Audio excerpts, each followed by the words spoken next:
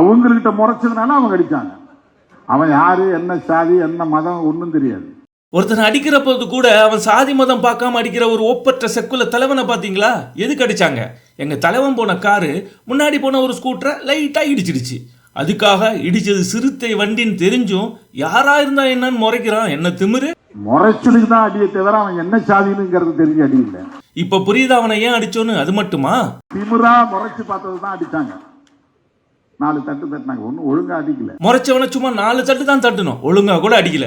ஏதோ 6-7 பேர் வந்து ஆளாளுக்கு 4 தட்டுனதால அது 28 தட்டுன்னு உங்க கணித புலமையை காட்டாதீங்க. ஓகே, அவர் யாரு?